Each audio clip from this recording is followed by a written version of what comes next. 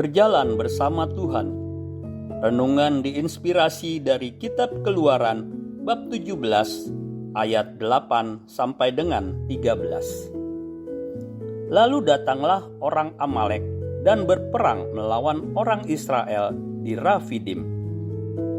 Musa berkata kepada Yosua, "Pilihlah sejumlah orang bagi kita, lalu keluarlah berperang melawan orang Amalek. Besok aku akan berdiri di puncak bukit dengan tongkat Allah di tanganku." Lalu Yosua melakukan seperti yang dikatakan Musa kepadanya dan berperang melawan orang Amalek. Sementara Musa, Harun, dan Hur naik ke puncak bukit. Lalu terjadilah apabila Musa mengangkat tangannya, lebih kuatlah Israel. Tetapi apabila ia menurunkan tangannya, lebih kuatlah Amalek. Tetapi tangan Musa menjadi penat. Sebab itu mereka mengambil sebuah batu dan meletakkannya di bawah Musa, supaya ia duduk di atasnya. Harun dan Hur menopang kedua tangannya di sebelah kiri dan di sebelah kanan, sehingga tangannya tetap terangkat sampai matahari terbenam. Demikianlah Yosua mengalahkan orang Amalek dan pasukannya dengan mata pedang. Demikianlah sabda Tuhan. Syukur kepada Allah.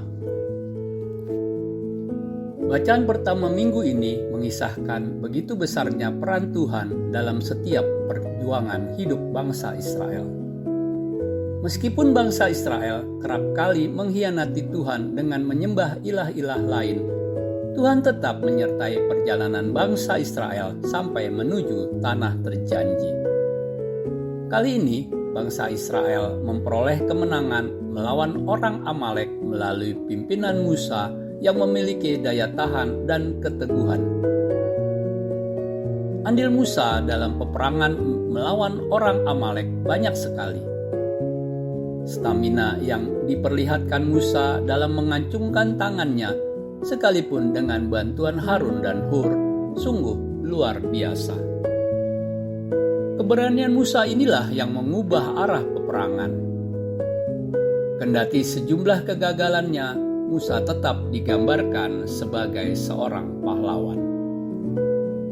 Salah satu teladan iman yang juga menguatkan saya adalah Santo Andreas Kim Taegon, pelindung paroki di mana saya tinggal.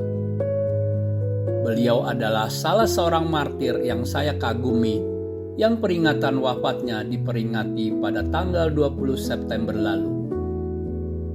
Perjalanan hidupnya sangat menarik karena ketaatannya kepada Tuhan sejak usia masih belia. Santo Andreas Kim Taegon di tengah situasi yang penuh tekanan terhadap iman Katolik oleh masyarakat Korea masa itu berkeputusan untuk masuk seminari.